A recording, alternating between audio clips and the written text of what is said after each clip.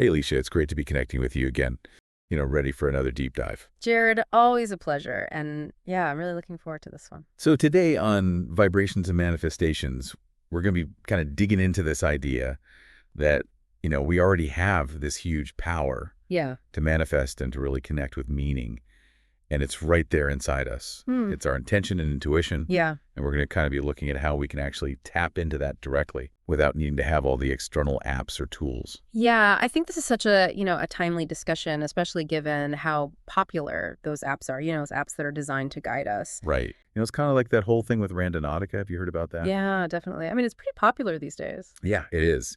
And so for those who haven't heard of it, basically you set an intention and the app uses some kind of random number generator and spits out coordinates, and then you go explore those coordinates. And people are finding some pretty wild stuff with it. Okay, so the sort of core idea, I guess, behind apps like this is that your focused intention can somehow influence those random coordinates, Right. leading you to some location that kind of resonates with what you were thinking about. Right.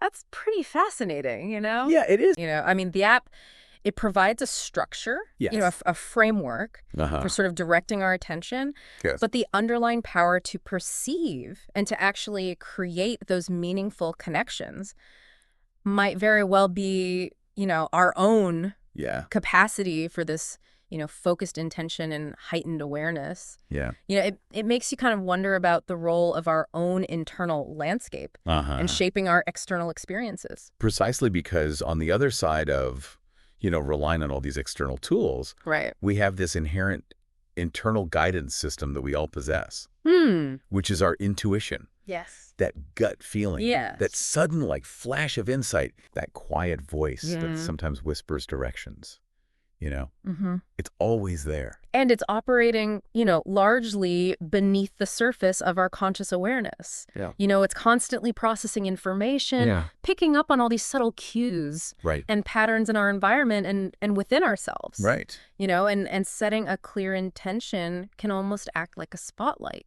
Yeah. illuminating those intuitive nudges that we might otherwise not even notice. It's so interesting, too, what it says about us as humans, the fact that we're so drawn to this concept. If you look at how randonauts themselves define it, they talk about enhancing human experience with novelty by mindfully exploring the world. And it's all about this idea of interconnectivity of the universe, and even testing this hypothesis that human consciousness and quantum noise are somehow weirdly entangled. That's so cool. It's we have this innate desire to feel connected to something bigger than ourselves, and our inner world can actually have tangible effects. Exactly. And so while apps like Randonautica, they offer an interesting way to kind of play with these ideas, what we really want to explore today is this understanding that we're already equipped.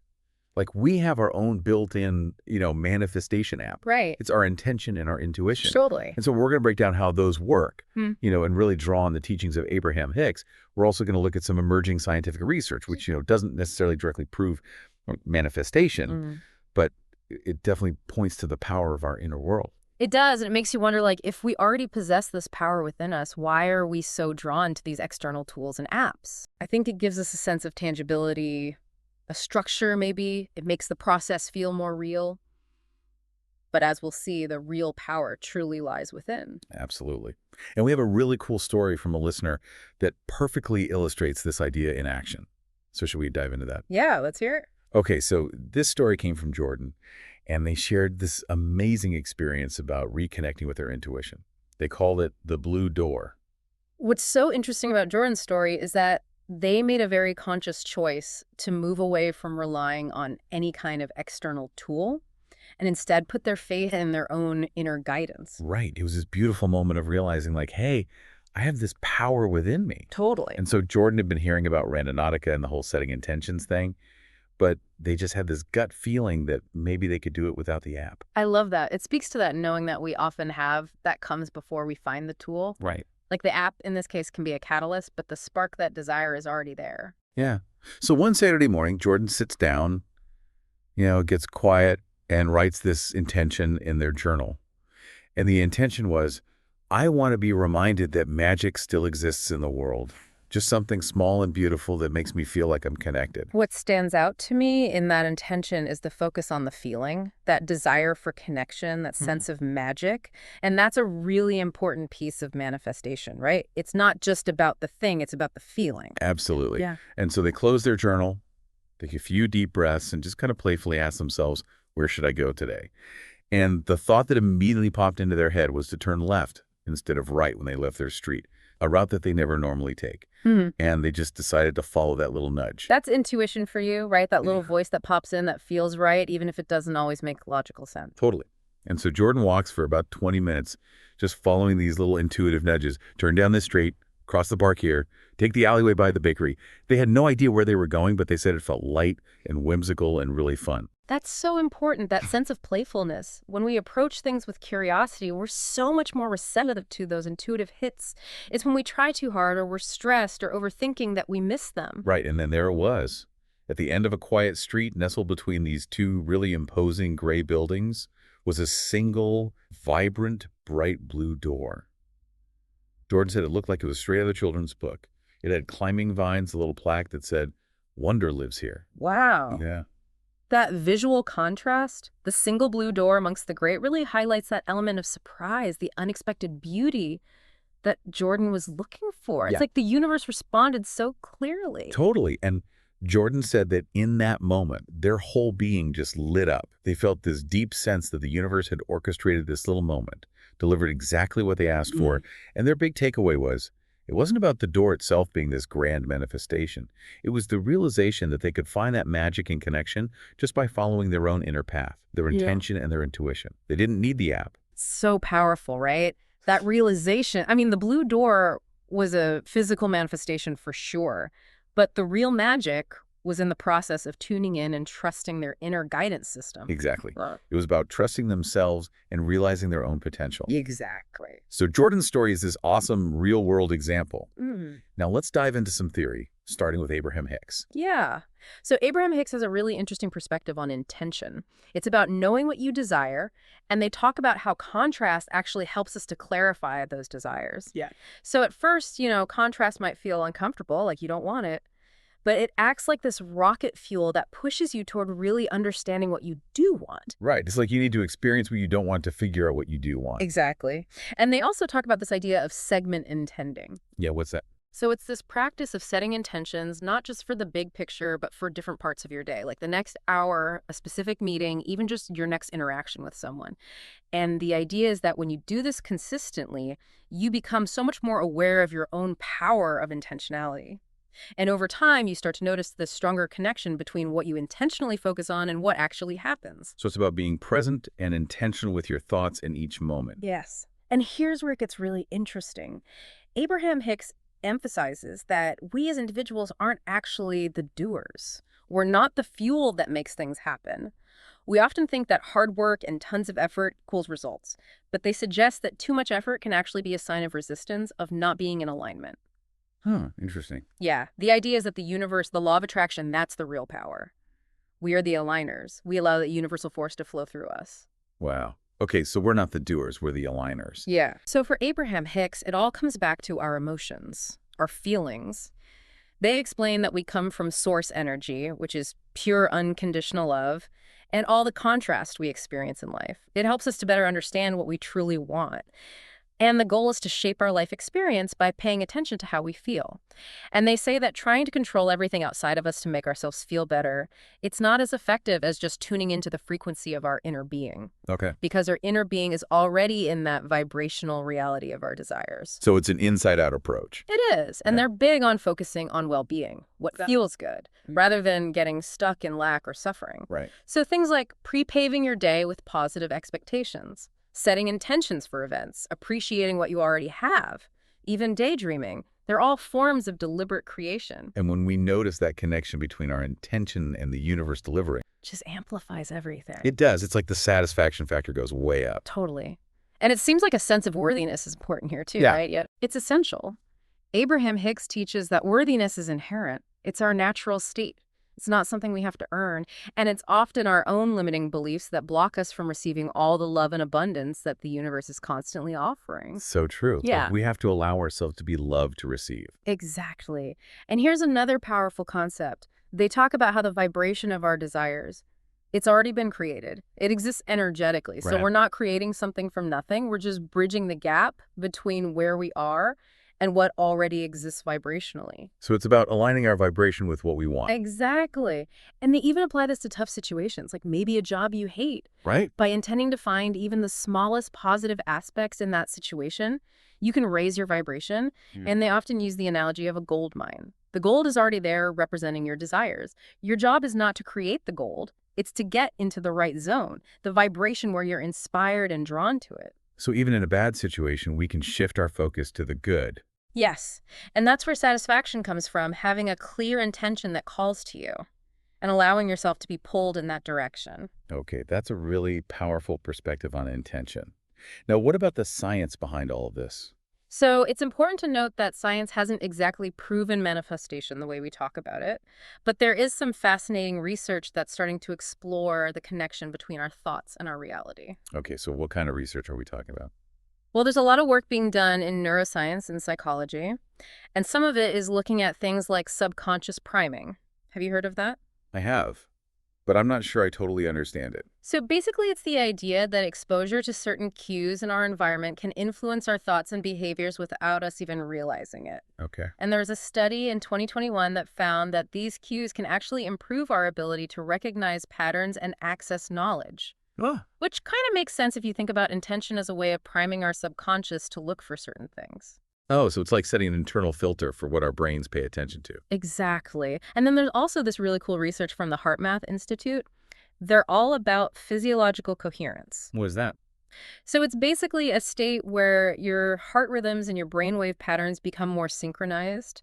And they found that you can achieve this state through things like intentional breath work. Okay. And when you're in this coherent state, your intuition is actually more accurate. Wow. Really? Yeah, they've even shown that people can better anticipate future events when they're in this state. That's incredible. Yeah. So our physical and emotional state actually impacts our intuition. It absolutely does. And then we have this whole field of research on expertise-driven intuition, Okay. which says that what we think of as intuition is actually just really fast pattern matching based on our experience. Yep. And the more we practice something, the better our intuition gets in that area. So by setting intentions and working towards our goals, we're actually indirectly strengthening our intuition. That makes sense. The more you do something, the better you get at it, even on an intuitive level. Right. And there's research on decision-making that shows that when teams use both logic and intuition, they tend to be more innovative and successful. So intention can actually create a framework for intuition to work within. Wow. It's like they're two sides of the same coin. They really are. And there's even some evidence that subliminal cues can influence our decisions in a way that's similar to visualization. Huh. Like when we visualize something, our intention might be subtly priming our subconscious to act in certain ways. Okay, so science might not have concrete proof of manifestation yet, Yeah. but it's definitely hinting at the power of our intentions. It is. And the research suggests that setting clear intentions can actually create frameworks for our intuition to work within. And that mind-body practices can help us to become more sensitive to those intuitive nudges. And of course, deliberate practice is key for developing strong intuitive skills. So it's all connected. It is. So we've talked about intention. Now let's talk about intuition. Like, what exactly is it? How does it work? Well, there are a couple of ways to think about it. From a psychological perspective, it's basically our brain making lightning-fast connections based on our past experiences and knowledge. Yep. It's that gut feeling that doesn't always have a logical explanation. Right, like our brain is working behind the scenes and then gives us the answer. Exactly. But then there's also this more spiritual perspective that sees intuition as this divine knowing, like we're tapping into some universal wisdom. Oh. And in this view, intention is like a way of focusing that wisdom. So it's like intention sets the destination and intuition is the compass. That's a great way to put it. And they work together beautifully. Intention gives us direction, and intuition guides us along the way. So how do we actually use this in our everyday lives? How do we start to even cultivate this inner connection? Well, the first step is to set a clear and aligned intention. What is it that you truly desire to feel, to experience, to discover? Mm-hmm. It's not just about the specific outcome, but the underlying feeling that you associate with it. Okay. So instead of just thinking, I want to find a certain amount of money, you might focus on the feeling of abundance and security. So focusing on the feeling adds that layer of emotional resonance. Yeah. And makes the intention more personal. Exactly. And using I am statements or I intend to feel statements can be a really effective way to set that energetic direction. Okay. It's about aligning your emotional state with your desired outcome. So step 1, set a clear feeling-focused intention. Yes. What comes next? Step 2 is to cultivate inner awareness. Take a few moments each day to pause, to breathe deeply, and to check in with your internal state. Okay. Notice your emotions. Are you feeling a sense of curiosity, Mm-hmm. excitement, Yeah. peacefulness? These can often be indicators that you're in alignment with your intention. Feelings of resistance or doubt or anxiety might suggest a need to re-examine your intention or your current focus. Okay, so it's like taking a moment to check the internal weather forecast. Yes, exactly. Before starting your day. You want to create an inner environment that is conducive to receiving that intuitive guidance. And then how do we actually receive that guidance? Well, step 3 is to consciously ask for inner guidance. Okay. This can be as simple as, posing a question to yourself Uh-huh. or to the universe. Okay. Like, what do I need to pay attention to right now? Right. Or show me a sign that I'm moving in the right direction. Right. You can also use affirmations that reinforce your openness to receiving guidance. So it's like sending out a gentle request. Yes. And then step 4 is all about paying attention to those subtle pulls and nudges that you receive. Yeah. Intuition often communicates in quiet ways through a random thought that pops into your head. A sudden urge to go a certain way, a word or an image that unexpectedly catches your attention. Mm-hmm. It's about learning to recognize and trust those subtle impulses. Yeah. Jackie's experience of feeling drawn to a particular antique store, even though it wasn't directly on the app's coordinates, is a perfect example of following that intuitive pull. It's about trusting that initial impulse. Yes. Even if it doesn't seem entirely logical. Exactly. At the time. And the final step, step 5, is to observe, appreciate, and reflect on your experiences. Okay. What did you notice? How did you feel along the way? Were there any unexpected coincidences or moments that felt significant? Sure. This process of reflection helps you build trust in your intuition and understand your own unique way of receiving guidance. It's like keeping a journal of your inner explorations. Yeah. And noticing the patterns that emerge. Absolutely. Each experience, whether it seems big or small, provides valuable feedback. Yeah. That strengthens your connection to your intuition. And listener Jordan. Oh, yeah. Who had a wonderful experience that illustrates this beautifully. Oh, that's great. They'd been hearing about, these intention-based apps. Right. But decided to just simply set an intention to be reminded that magic still exists in the world.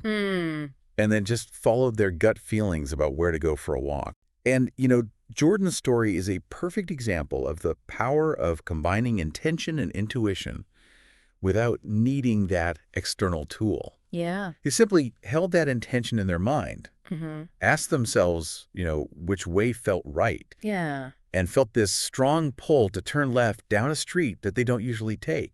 And what did they find? They ended up finding this vibrant blue door with a small plaque beside it that read, "Wonder lives here." And Jordan described this incredible feeling of the universe directly responding to their intention. This profound sense of magic and connection. That's beautiful. That feeling that Jordan described, that sense of the universe conspiring to deliver exactly what they asked for, that's the essence of what we're talking about.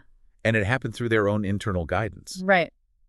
Without relying on any external app. And as Jordan pointed out, it wasn't just about the blue door itself, but that deeper realization that they could actively participate in creating those moments of wonder. Yes. By tuning into their own inner guidance. Right. It really reinforces that trust in our own internal compass. This beautifully connects back to the Abraham Hicks idea that we often try to control those external circumstances rather than tuning into our own inner being. Right. Jordan's experience just demonstrates the beauty and the ease that can come from letting go of that need for control and trusting the flow of our intuition. And a particularly relevant concept from Abraham Hicks here is segment intending. Okay. It's the practice of consciously focusing on the positive aspects Yeah. within any given situation, even if it's not ideal, Right. as a way to raise your overall vibrational state. Mhm. So throughout your day, you can set these mini intentions Uh-huh. for positive experiences Okay. within each segment of your time, Right. consciously choosing to look for things to appreciate. So it's like proactively looking for the good in every moment, Yes. which in turn makes you more receptive to positive outcomes and intuitive guidance. Exactly. It shifts your focus and helps you maintain a higher vibrational frequency, making it easier to recognize and follow those intuitive nudges. This has been such an insightful exploration. Yeah, it has. And now for you, our listener, we'd like to guide you through a simple exercise to help you connect with this inner compass that we've been discussing. We're calling it the compass within. I love that. So if you are in a comfortable and quiet place where you can relax undisturbed, we invite you to find a relaxed position, whether sitting or lying down. And whenever you feel ready, gently allow your eyes to close. Take a slow, deep breath in, feeling your body gently rise, and then slowly release it, letting go of any tension you might be holding. Take another deep breath, hold it for just a moment, and then exhale completely. One more deep breath, filling yourself with a sense of calm and peace. And as you exhale, let go of any lingering thoughts or distractions that might be present. Now in your mind's eye, begin to imagine a peaceful and open space. It's a place where you feel completely safe, completely calm, and bathed in a soft, gentle, and loving light. In your hands, you now notice that you are holding a compass. But this is not just an ordinary compass. This compass radiates a warm golden light. As you hold it in your hands, you can feel a gentle resonance, a subtle vibration that connects it to the very center of your being, to your heart. This is your inner compass. It is always with you, and it always knows the direction of your highest good. Take a moment now to gently set a clear intention within yourself. Don't feel the need to overthink it. Perhaps your intention is simply to feel more joy in your day or to receive a clear sign that you're on the right path. Maybe it is to discover something beautiful in your surroundings. Or perhaps you simply whisper to yourself, "Surprise me, universe." Allow this intention to form gently and clearly in your mind. Now gently place one or both of your hands over your heart, feeling the warmth and the subtle resonance of that intention beginning to take root within you. Visualize the golden compass in your hands beginning to glow even brighter, its light expanding outward. And then without any effort on your part, the compass begins to spin gently, not in a frantic or chaotic way, but with a clear and deliberate sense of purpose. And then slowly it comes to rest, pointing in a specific direction. Trust this direction. You don't need a detailed map or a logical explanation. Simply follow the feeling, that quiet inner knowing that whispers this way. Begin to mentally move in the direction that your inner compass is pointing. As you move forward in your mind's eye, take notice of what is around you. Are there any particular signs that catch your attention? Any symbols that resonate with you? Perhaps an unexpected moment of beauty. A sudden feeling of familiarity or recognition? Allow yourself to simply observe without trying to analyze or force anything to happen. Breathe in deeply this feeling of being guided. Trust the gentle nudge of your inner compass, that quiet knowing that resides deep within you, cutting through the noise of your everyday thoughts. Experience the sense of freedom and flow as you allow yourself to be led. Now gently repeat to yourself, either silently in your mind or softly aloud, "My intention is clear. My intuition is strong. I am always guided toward what is meant for me." The path reveals itself as I walk it.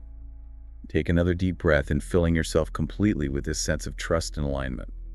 And as you exhale, gently begin to wiggle your fingers and toes. Slowly roll your shoulders in your head. Bring your awareness back to the physical space around you.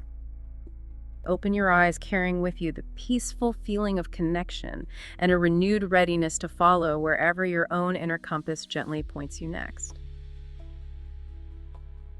That visualization is such a beautiful way to connect with our inner wisdom and build trust in our own guidance. It really is.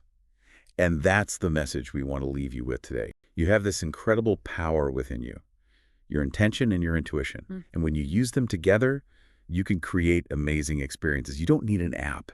You don't need anything outside of yourself. You already have everything you need. It's all about remembering that and then quieting the noise so you can really listen to your inner voice. We really encourage you to practice consciously focusing on your intentions and actively listening to your intuition throughout this coming week. Pay attention to any intuitive nudges, any small synchronicities that might appear in your daily life. Take some time to reflect on how it feels to actively bring your intention and your intuition into alignment. What do you discover about your own inner guidance when you consciously choose to trust it? And as you move through your day today and in the days ahead, consider this. What small act of following your intuition will you choose to embrace? Trust that there's a certain kind of magic that resides within you and all around you, just waiting to be noticed. Remember, your most powerful guidance system is always with you. Just listen. And thank you for joining us on this deep dive into intention and intuition. We'll see you next time on Vibrations and Manifestations.